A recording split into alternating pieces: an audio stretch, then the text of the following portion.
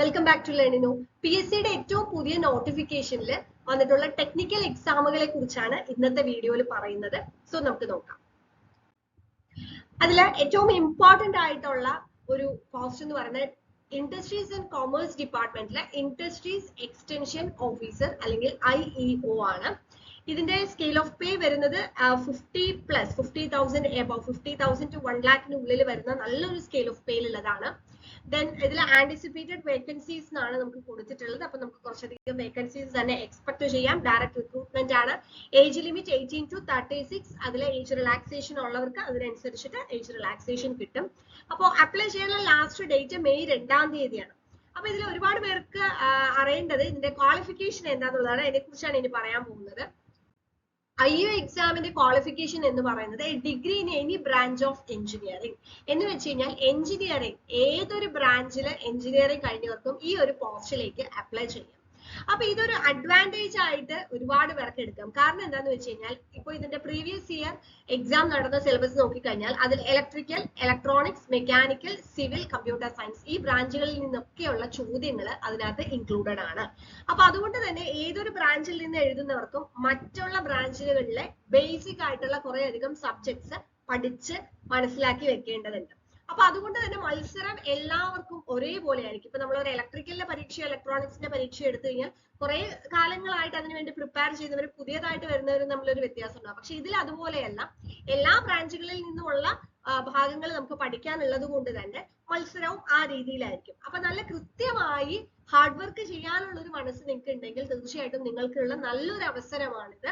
അപ്പൊ അതൊരു ചാലഞ്ച് ആയിട്ട് തന്നെ ഏറ്റെടുക്കാം. എല്ലാ ബ്രാഞ്ചുകാർക്കും ഈ ഒരു പോസ്റ്റിലേക്ക് അപ്ലൈ ചെയ്യാം. അപ്പൊ അതിന്റെ മറ്റൊരു വേർഷനും കൂടെ ഉണ്ട്. അതായത് എല്ലാ ബ്രാഞ്ചുകാർക്കും അപ്ലൈ ചെയ്യാം എന്നുള്ളത് കൊണ്ട് തന്നെ അപ്ലിക്കൻസിന്റെ നമ്പറും ഒരുപാട് കൂടുതലായിരിക്കും എന്നുള്ളത് കൊണ്ട് നമ്മൾ മനസ്സിലാക്കണം. പക്ഷെ കൃത്യമായ പ്രിപ്പറേഷൻ ഉണ്ടെങ്കിൽ നമുക്ക് ക്രാക്ക് ചെയ്യാൻ പറ്റുന്ന ഒരു എക്സാം ആണ്.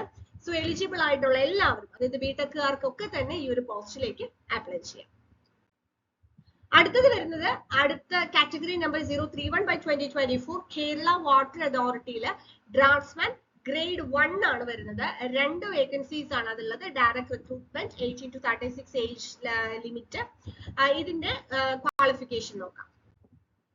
അപ്പോൾ ഇതിലെ ഗ്രേഡ് 1 ആയതുകൊണ്ട് തന്നെ ഡിപ്ലോമ ഇൻ ഇലക്ട്രിക്കൽ അല്ലെങ്കിൽ ഇലക്ട്രിക്കൽ ആൻഡ് ഇലക്ട്രോണിക്സ് എഞ്ചിനീയറിംഗ് ആണ് ഇതിനകത്ത് പറഞ്ഞിട്ടുള്ളത്. അപ്പൊ ഡിപ്ലോമ കഴിഞ്ഞവർക്കൊക്കെ തന്നെ ഈ ഒരു പോസ്റ്റ്, അതായത് ഇലക്ട്രിക്കൽ അല്ലെങ്കിൽ ഇലക്ട്രിക്കൽ ഇലക്ട്രോണിക്സിലെ ഡിപ്ലോമ കഴിഞ്ഞവർക്ക് ഈ ഒരു പോസ്റ്റിലേക്ക് അപ്ലൈ ചെയ്യാം. ലാസ്റ്റ് ഡേറ്റ് മെയ് 2-ാണ് നമുക്ക് ലാസ്റ്റ് ഡേറ്റ് വരുന്നത്. 2/5/2024 ആണ് ലാസ്റ്റ് ഡേറ്റ് വരുന്നത്. അപ്പോൾ diploma holders, electrical related diploma ഹോൾഡേഴ്സിന് ഈ ഒരു പോസ്റ്റിലേക്ക് അപ്ലൈ ചെയ്യാം. അടുത്തത് വരുന്നത് കാറ്റഗറി നമ്പർ 033/2024 അഗൈൻ കേരള വാട്ടർ അതോറിറ്റിയിലെ ഓവർസിയർ ഗ്രേഡ് 3 പോസ്റ്റ് ആണ്. അതിൽ ആന്റിസിപ്പേറ്റഡ് വേക്കൻസീസ് ആണ് പറഞ്ഞിട്ടുള്ളത്, കൃത്യമായി പറഞ്ഞിട്ടില്ല. Direct recruitment, 18 to 36 age limit ആണ് വരുന്നത്. നമുക്ക് അതിന്റെ ക്വാളിഫിക്കേഷൻ നോക്കാം. ഓക്കെ, അപ്പൊ ഇതിനകത്ത് നമുക്ക് വരുന്നത് NTC സർട്ടിഫിക്കറ്റ് ഉള്ളവർക്കാണ് ഇതിനകത്ത് അപ്ലൈ ചെയ്യാനായിട്ട് പറ്റുന്നത്. അപ്പോൾ ഇതില് നമുക്ക് സിവിൽ, മെക്കാനിക്കൽ ട്രേഡുകളിലുള്ളവർക്കാണ് പറഞ്ഞിരിക്കുന്നത്. ഓക്കെ, അതായത് NTC certificate in the trade of draftsman, civil and mechanical ആണ് പറഞ്ഞിട്ടുള്ളത്. After the completion of 2 years course or its equivalent എന്ന് പറഞ്ഞിട്ടുണ്ട്. അപ്പോൾ എലിജിബിൾ ആയിട്ടുള്ളവർക്കൊക്കെ തന്നെ ഈ ഒരു പോസ്റ്റിലേക്ക് അപ്ലൈ ചെയ്യാം.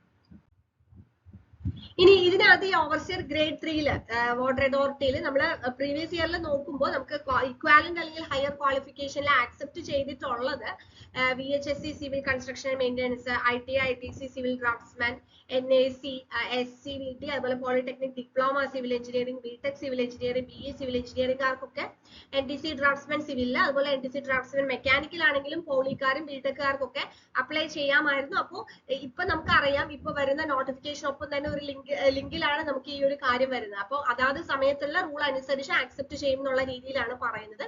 അപ്പൊ കൃത്യമായി അത് നോക്കി അപ്ലൈ ചെയ്യാൻ എലിജിബിൾ ആയവരൊക്കെ തന്നെ മെയ് 2-ന് മുന്നായിട്ട് അപ്ലൈ ചെയ്യാം. അടുത്തത് വരുന്നത് കാറ്റഗറി number 045/2024 agricultural development and farmers welfare department electrician post ആണ്. ഇത് ഡിസ്ട്രിക്ട് വൈസ് ആയിട്ടാണ് ഈ ഒരു പോസ്റ്റിലേക്ക് ആപ്ലിക്കേഷൻ വിളിച്ചിരിക്കുന്നത്. പാലക്കാട്, മലപ്പുറം, കണ്ണൂര് ആന്റിസിപ്പേറ്റഡ് വേക്കൻസി ആണ് പറഞ്ഞിട്ടുള്ളത്. ഇലക്ട്രീഷ്യൻ പോസ്റ്റിലേക്കാണ് വിളിച്ചിട്ടുള്ളത്. സോ ഇതിലും മെയ് 2 തന്നെയാണ് ലാസ്റ്റ് ഡേറ്റ് വരുന്നത്. അപ്പൊ ഇലക്ട്രീഷ്യൻ പോസ്റ്റ് ആയതുകൊണ്ട് തന്നെ ഇതും NTC സർട്ടിഫിക്കറ്റ് ഉള്ളവർക്കാണ് ആക്ച്വലി ഇതിനകത്ത് പ്രിഫറൻസ് വരുന്നത്. ഹയർ ക്വാളിഫിക്കേഷൻ അല്ലെങ്കിൽ ഇക്വാലന്റ് ആയിട്ട് polytechnic diploma in electrical engineering, അതേപോലെ തന്നെ ബിടെക് ഇലക്ട്രിക്കൽ ആൻഡ് ഇലക്ട്രോണിക്സ്, ഇത് നമ്മൾ നേരത്തെ പറഞ്ഞതുപോലെ തന്നെ അതാത് സമയത്തുള്ള റൂൾ അനുസരിച്ച് പരിഗണിക്കും എന്നുള്ള രീതിയിലാണ്. ഇപ്പൊ പ്രീവിയസ്ലി ഈ പോസ്റ്റിലേക്ക് equivalent and higher qualification accept ചെയ്തത് ഈ ക്വാളിഫിക്കേഷൻ ഉള്ളവരെയും ആക്സെപ്റ്റ് ചെയ്തിരിക്കുന്നു എന്നുള്ള രീതിയിലാണ് നമുക്കിപ്പോ നോട്ടിഫിക്കേഷൻ വരുന്നത്. ഓക്കെ, അപ്പൊ ഇതൊക്കെയാണ് നമുക്ക് ഇപ്പോഴത്തെ വന്ന ഏറ്റവും പുതിയ നോട്ടിഫിക്കേഷനിലുള്ള ടെക്നിക്കൽ റിലേറ്റഡ് ആയിട്ടുള്ള എക്സാം. സോ എലിജിബിൾ ആയിട്ടുള്ളവരൊക്കെ തന്നെ ഡേറ്റിന് മുന്നേ തന്നെ അപ്ലൈ ചെയ്യാം. Thank you.